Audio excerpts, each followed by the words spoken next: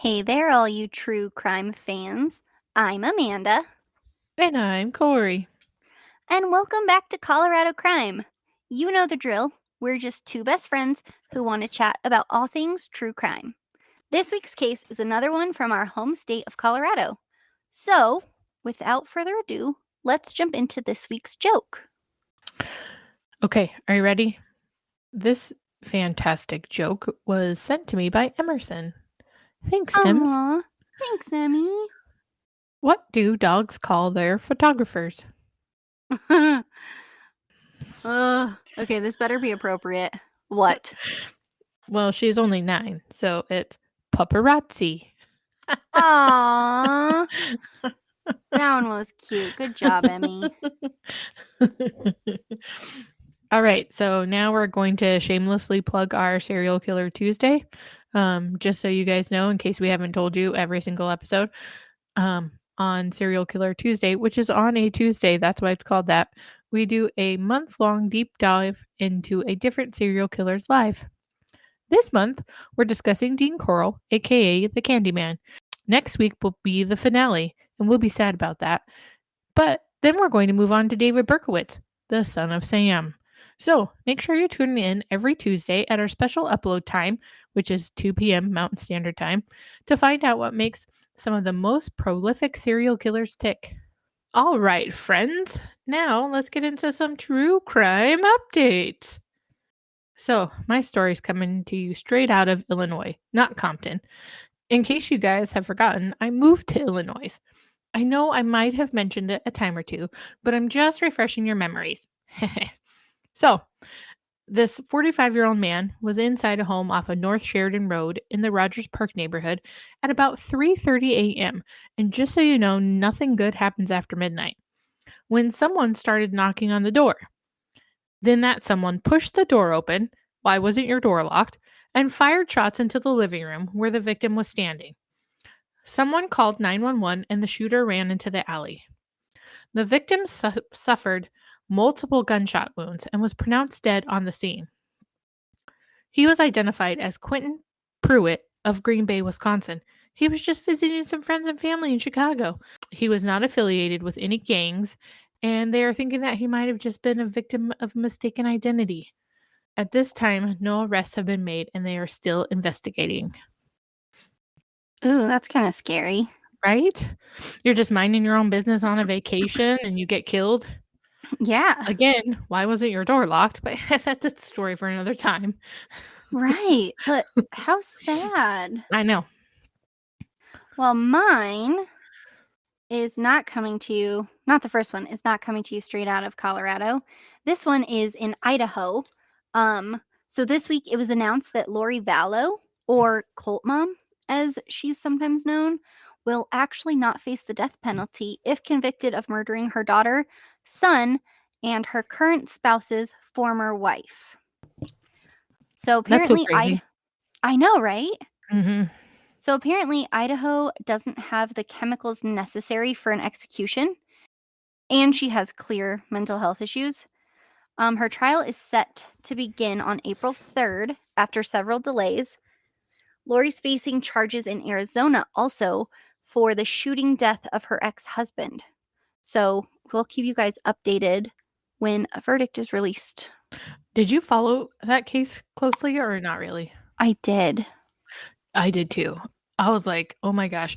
First of all, how like it takes a special kind of someone to constantly have a lie going every time someone wants to know where your kids are. Right. Like, and Yeah. they went missing in October. I don't believe she was arrested until January, maybe? Yeah. It was a long ass time. And they moved places and they're like, nah, the kids are somewhere. Yeah, Nah, and the wouldn't kids are tell somewhere. anybody. Yeah. Yeah. Yeah, they were in Hawaii, and Yeah. That was a whole that case is crazy. that is She crazy. she kind of does deserve the death penalty, and I'm sorry that there isn't one there. I agree.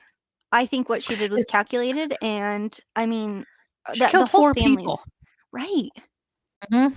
And the whole family, that whole dynamic is super weird, and it's based Mhm. off of a religious cult. Which Um, is interesting. Yeah, and, like, it started as, like, a Mormon-based religion, and Mhm. then they sort of took that and ran and made, Yep. like, this crazy religion where people are either good or bad light. No, they're either Right. light or Yeah, dark no, or that's right. something, Yeah. and only they can decide or something. It was something Right. fucking Only crazy. only her current husband can see who is light and who is dark. It's stupid. Yes. Chad Daybell. F that guy, So for real. in case anybody wants to know, I am looking into starting a cult because I'm already a minister. My cult wouldn't be near that crazy. You wouldn't have to like kill people or anything like that. So just FYI, if you're looking for a good cult, I'm looking for starting up one. So We're gonna cover a cult at some point, and I'm so jazzed for it. I know I love them so much. I do too. I think cults are Obviously, just since I'm going insane. to start one. Would you be in my cult? I don't know, it depends on, like, what we do. Well, it wouldn't be anything like stupid. Like we wouldn't beat people up or anything like that. Oh, good. I would And lose. it wouldn't be like weird, like a weird sex cult because I think that's ridiculous. Like who has the time for that? Mm, Yeah, no. like, I would like to join a cult where, like, we play with puppies and Mhm. maybe eat some ice cream. I just really want people to give me money. Fair.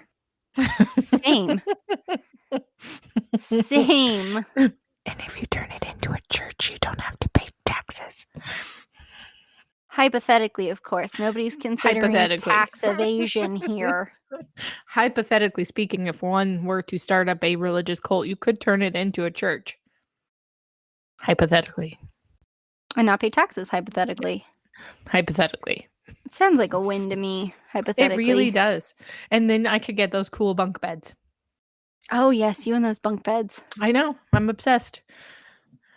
Well, my Candace's mom sec called me and she's like, "You really talked about bunk beds." And I was like, "Yeah, I love them." really committed to these things. I really am. Oh god, that's It's funny. called manifestation.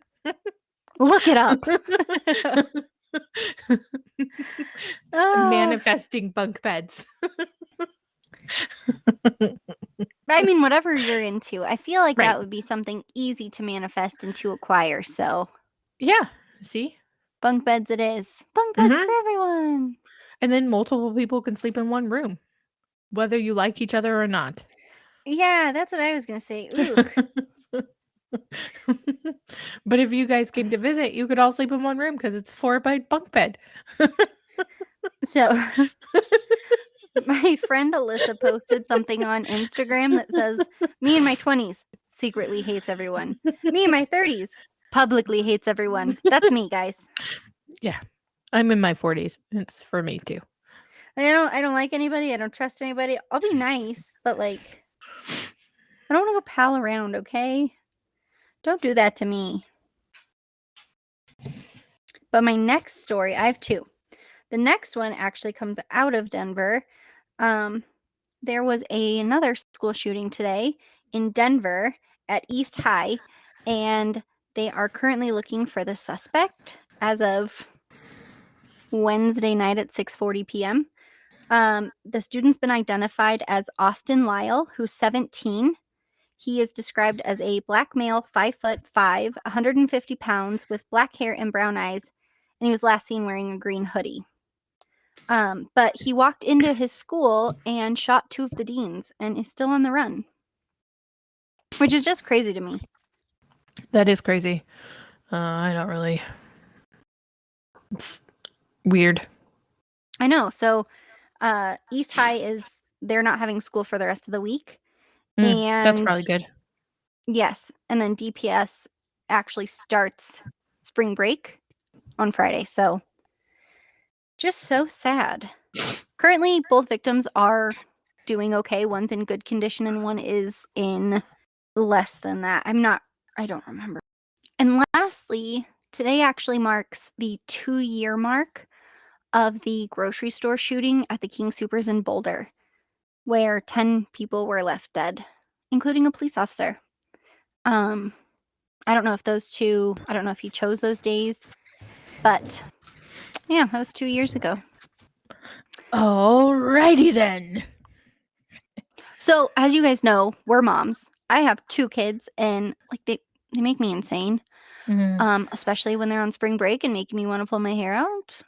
But, honestly, they really are my entire world, and I can't imagine, like, ever causing them harm or them harming me, and I like to think that we have, like, a really close relationship and we can talk through almost anything. But the case that we're discussing today revolves around a mom, a dad, and their son. A family unit that sounds functional, but is anything but. And So parenting is hard. Like it's there's no manual for it, and it's hard work. But I don't know. This story bugs me, so let's this was move on. definitely a hard one for us to write. So Yeah. let's jump into it and then we will give you our thoughts at the end. So Julie Ybanez was born on June 4th, 1955, in Davenport, Iowa. She married her high school sweetheart, Roger, and then in 1981, they had their son, Nathan. She was an intensely devout evangelic Christian. They moved to Germany where Roger worked in the insurance business for 5 years. Then they moved back and proceeded to move around a ton. They lived in Iowa for a few years, Chicago for a short time, Virginia Beach, and Nebraska, where they actually owned a bakery. Finally, they moved to Colorado right before Nathan started high school, which had to be hard at that age to switch schools and Yeah. to not have any friends going into that situation. But he attended a Christian school before he enrolled in Highlands Ranch High School, where he would have been a sophomore. So it was his first time at a public school.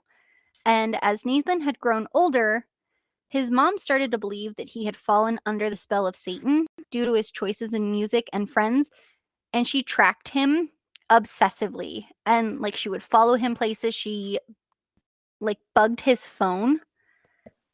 She was very, very, very intense. So Nathan made 2 friends pretty quickly, Brett Baker and Eric Jensen. The boys were in a band and had an opening. And that's how Nathan became a member of the band Troublebound.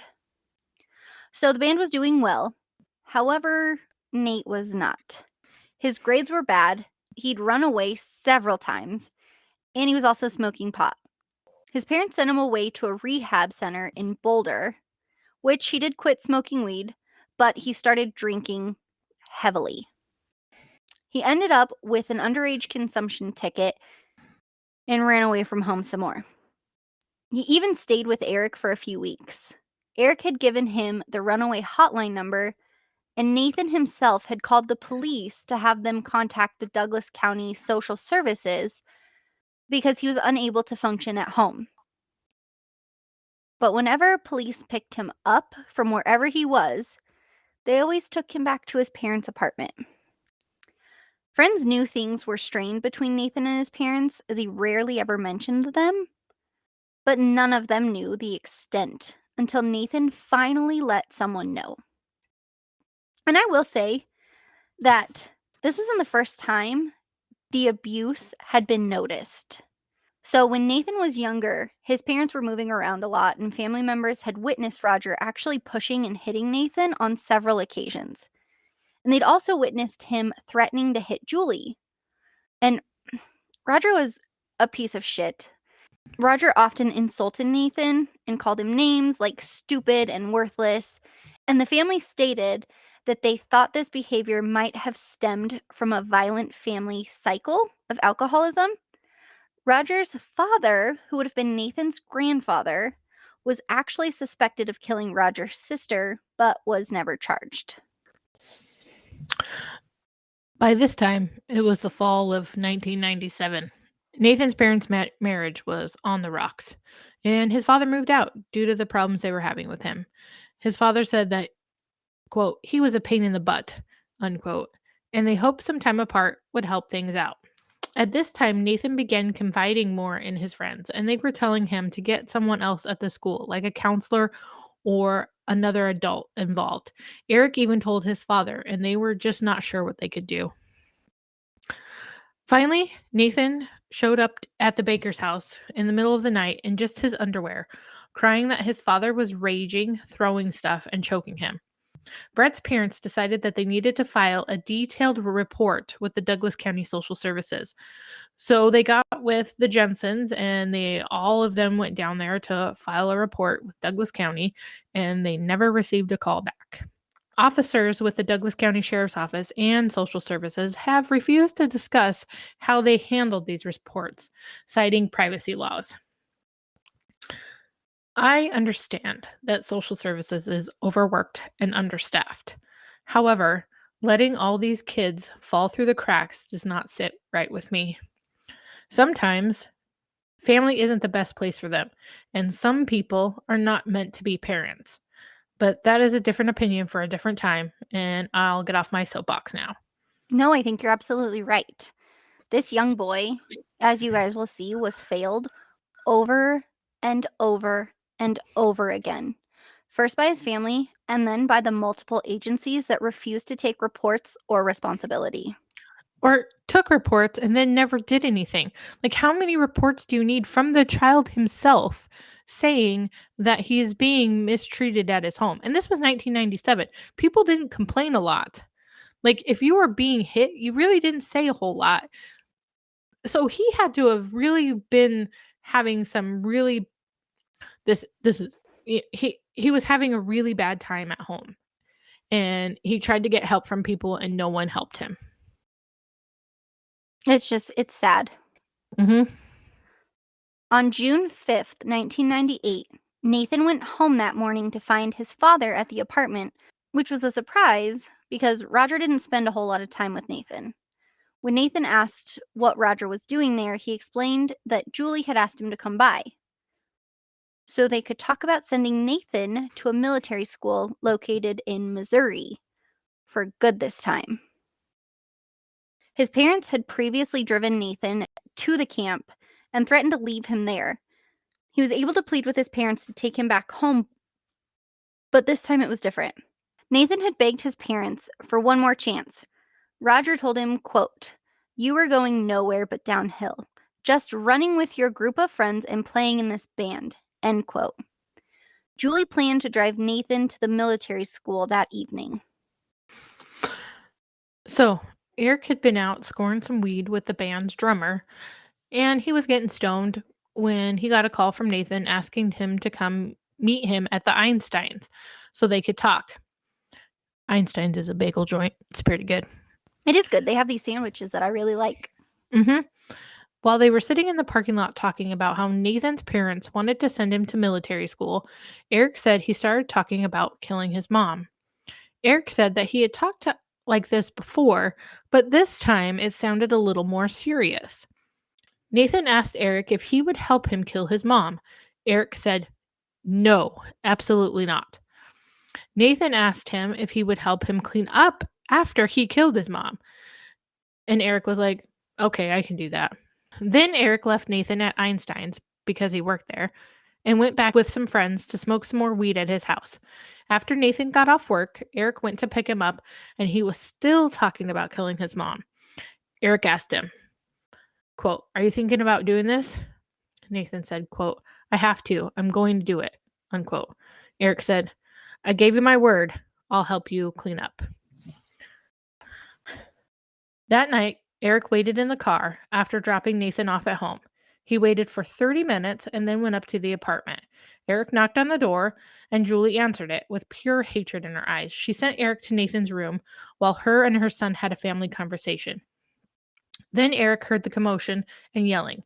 Eric walked into the living room and saw Nathan hit Julie in the head with the fireplace tongs.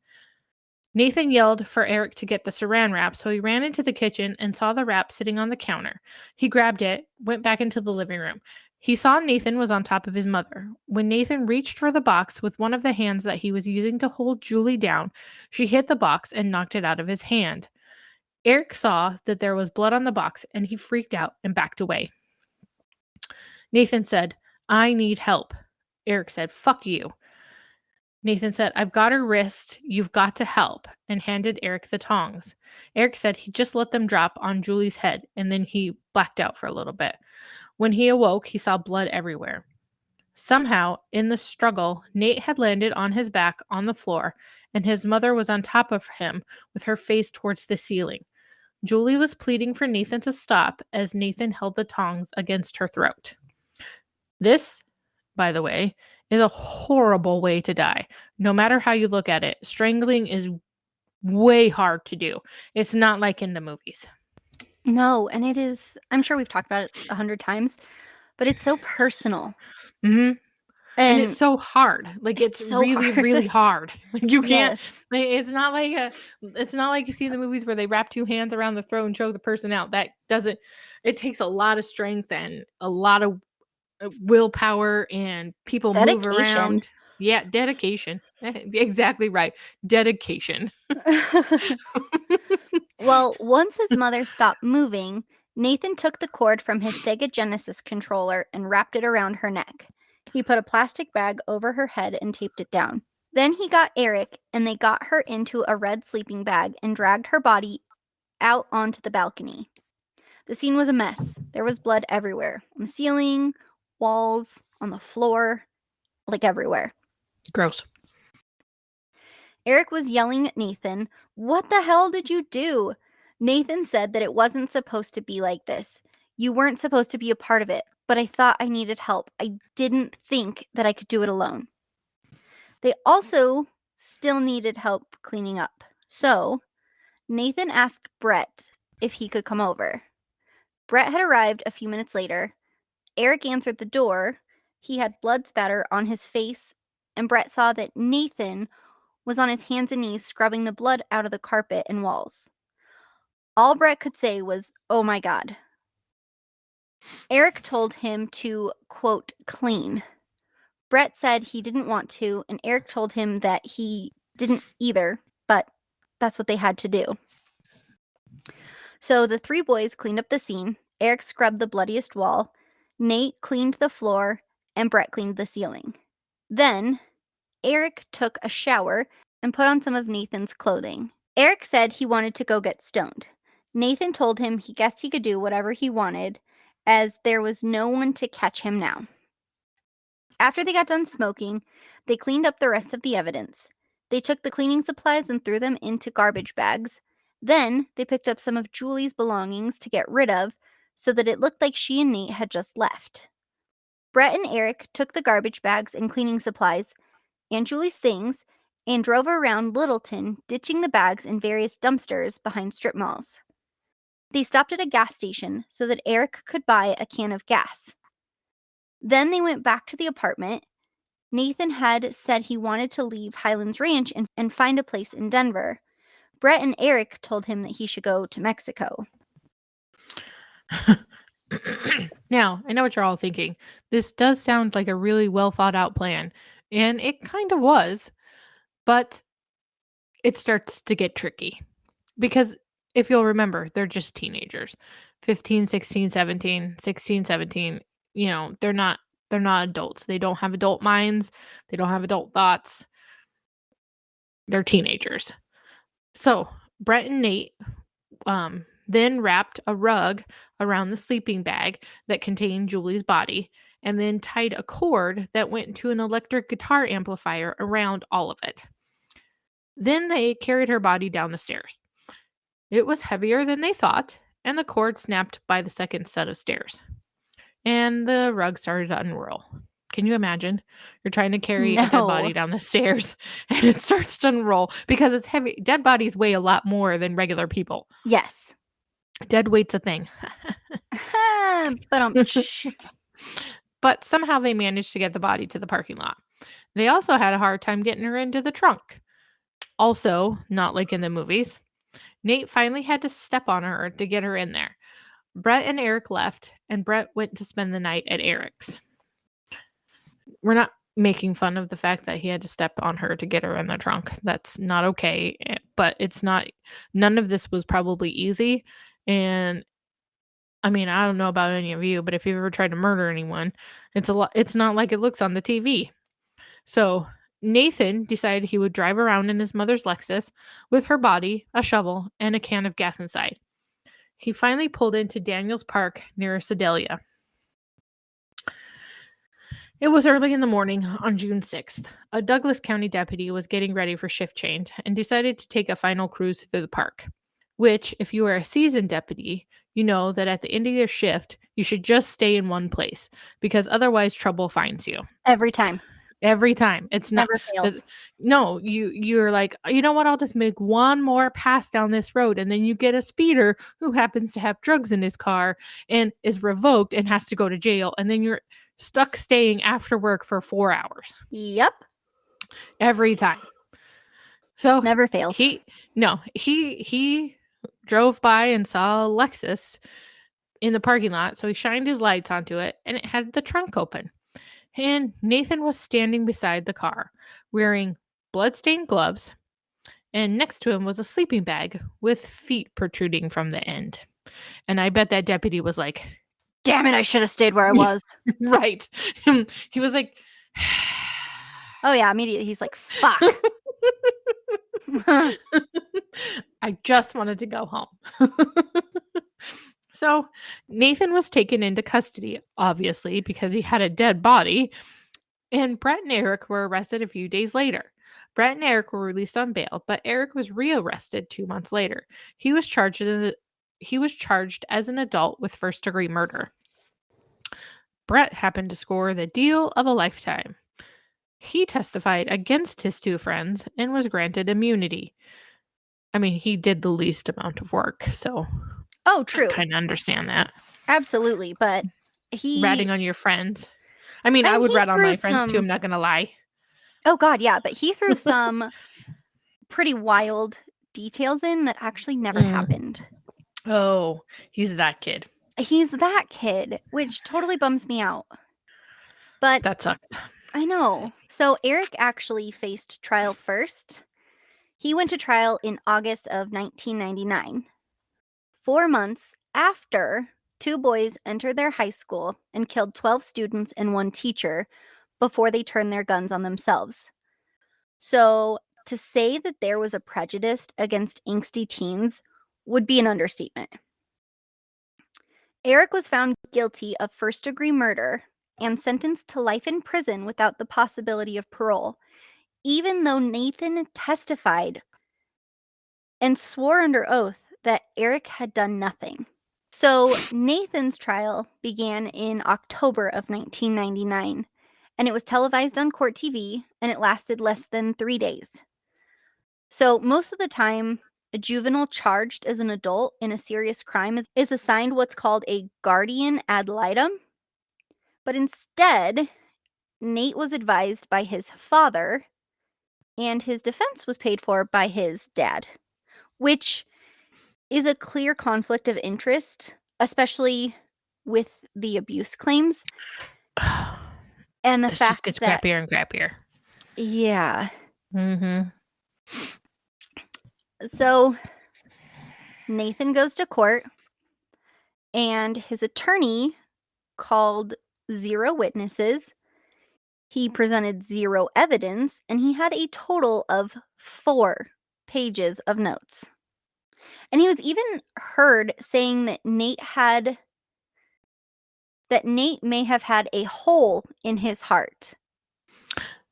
Like a hole where he couldn't have any feelings, or like a hole that he needed with surgery? Well, it wasn't medical related. That's a good thing for a defense attorney to say. Right, this is his attorney. This is supposed to be the guy who's helping him stay out of prison.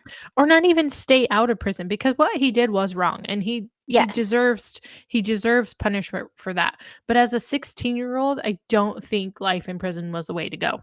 I agree. And especially, we'll get into it. But after 90 minutes of deliberation, Nathan was found guilty of first-degree murder and sentenced to life in prison without the possibility of parole. Eric and Nathan wrote letters to each other while incarcerated. Both focused on their education while in prison and trying to better themselves, which good for them. I think that's really cool that they're maybe not BFFs anymore. Right. But I mean, I think it's cool that they stayed friends. So, while in custody, several experts came to speak with Nathan. It took several sessions before Nathan opened up, but when he did, it became apparent that Nathan was sexually and physically abused.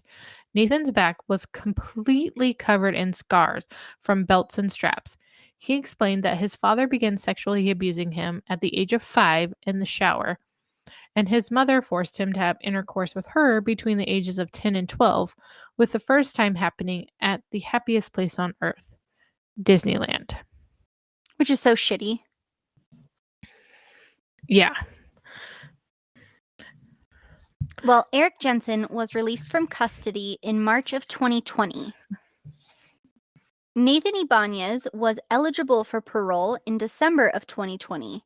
And according to the Colorado Department of Corrections website, Nathan Ybanez is no longer in custody, but he's lived a very quiet life since. There's no information on him since his release. So now is the time that we're going to chat about our opinions. Corey, do you want to go first? Sure. So when I was reading this, I did see that they had gotten released because of that law that went into place where juveniles could be out in blah blah blah time or whatever. And I was like, "Oh, that's interesting." And then I started reading more about this case. And like Amanda said earlier, it was really hard for us to write without having feelings about it, because it's kind of like when a domestic violence victim kills their abuser and then goes to jail. Why? They spent their whole life in a relationship with this person who did nothing but traumatize them, and then when they end the pain and the traumatization, they're punished for that, which, I mean, they should be punished a little bit. Like, but when you get life in prison at 16 for being abused almost your entire life by by the two people who are supposed to protect you and make sure that nothing bad happens to you, is pretty terrible in my opinion. Like, I think the system failed him, the police failed him, his attorney failed him, and his parents and their families failed him. I totally agree. And I don't think Eric Jensen should have got life in prison. I think that was way, way too much. He did not kill her. Now, granted, he did help. And I think that an appropriate amount of time may have been 10 years, but he was still a child. They're still children. Right. And you have to remember that Eric's parents and Brett's parents had gone to the police because they knew what was going on to Nathan or with Yep. Nathan, and nothing was done. Yeah, adults tried to intervene and nobody cared. No. I mean, the school, for God's sake, even got involved, and nobody cared about this kid. And then when he murders, all of a sudden everyone cares and no one gives him a fair trial. He doesn't have a fair trial. Nothing's fair. Nothing's fair about it. No, he had all of the odds stacked against him. Mm-hmm. And in no way, shape, or form am I saying that murder is acceptable or right or should go unpunished.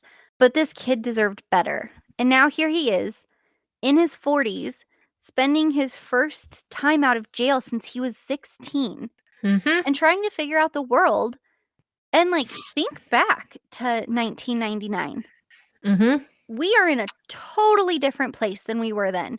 That's got to Right. be so confusing. I can't even imagine.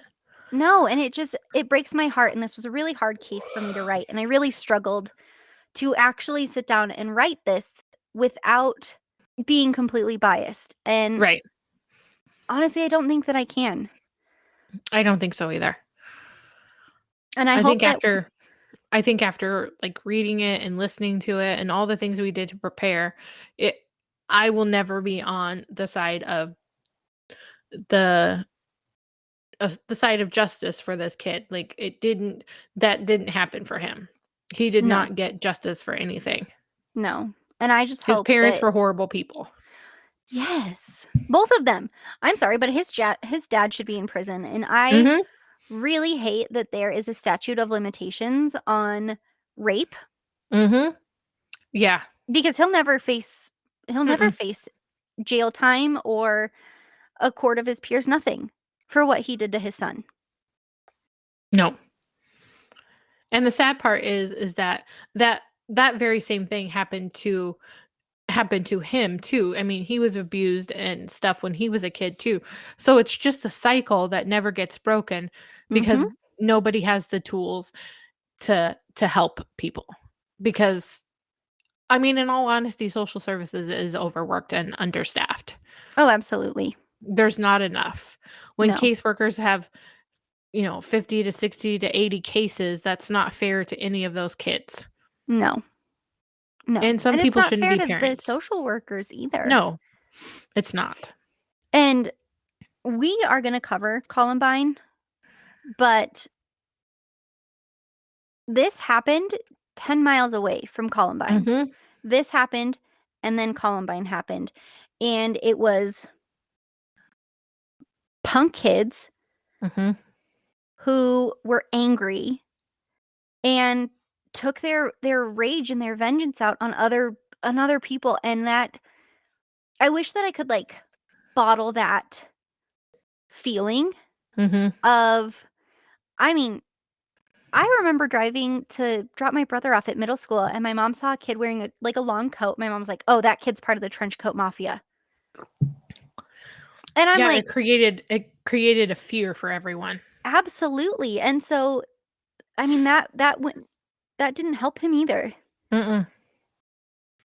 No, because that's what they thought he was, some punk kid trying to get back at his mom for trying to make him go to military school, and the Right. only reason they wanted him to go to military school is because he wasn't doing what they wanted him to, and because he was being abused, and abuse he I don't know. I don't know. I just can't wrap my head around it.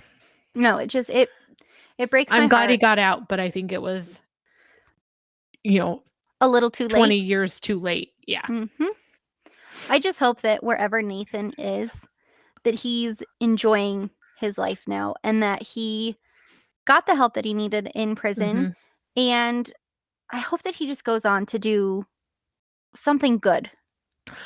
I really hope, like, he changed his name and, Oh god, yeah. got new stuff and went on with his life as a new person. Yes. Yes.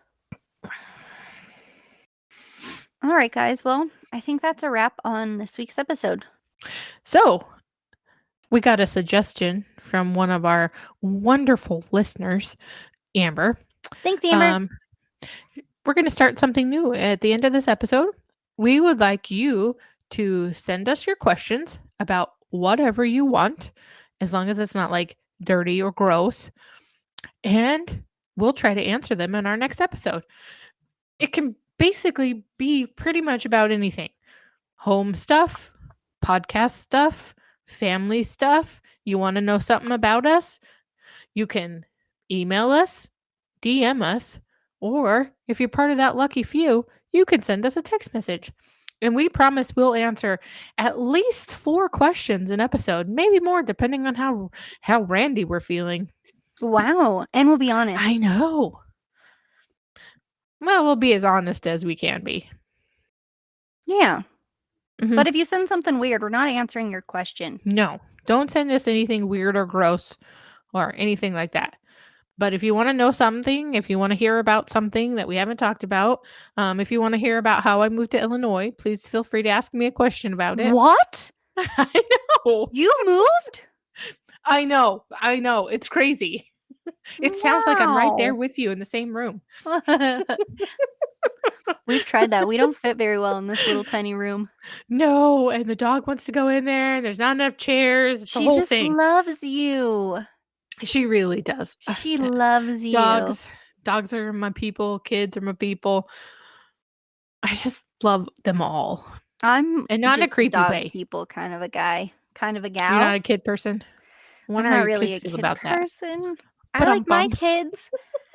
I know. I'm not a kid person. I like my kids. I could never go into teaching. And Oh, like I'm sure I've talked about it, but I do a pre-prom anti-drinking and driving program. and I do it once a year, and I hang out with 40 high school kids for 2 days, and that's enough for me. Like, Mhm. that's my year, and I love it, and I love them, and by the end of it, I am, like, their parent, and I would take any of them home. But, like, High school that's the kids are a extent of different it. ball of wax. You know, I really enjoy high school kids because you can actually Have conversations with them yeah, and they're funny, sometimes. there's sometimes. And, like, if I had to be a teacher, I would be a high school history teacher. Oh, I wanted to be a teacher. This is a free answer. I wanted to be a teacher when I was younger. What Like, did you wanna probably teach? right up until I was, like, 19, I wanted to be a teacher. I wanted to teach elementary school, like, 1st through 5th grade. Ugh, nope. That's why I have, like, a teacher face, and I'm like the Pied Piper leading your children away from their horrible lives. I don't know. I just I I don't like think I small could. kids. I don't. Small kids always bully me. It's because you're small. I don't know why, they just do. They're mean to me.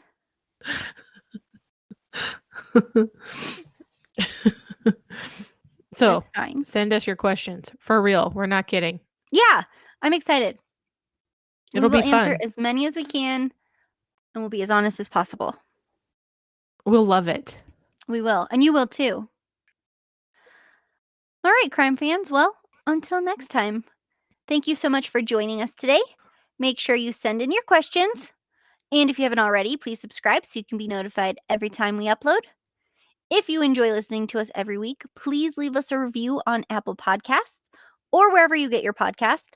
We love doing listener shoutouts, so make sure you leave a comment or a review for us. Next week, we're going to discuss the murder of Natalie Bollinger. New episodes are released every Friday at 10:30 a.m. Mountain Standard Time. Please follow us on Instagram at Colorado Crime Pod or on Facebook at Colorado Crime Podcast for information on next week's episode, as well as other true crime happenings. We hope you have a beautiful day wherever you are, and as always, stay safe. Until next time, podcastians, have the weekend you deserve.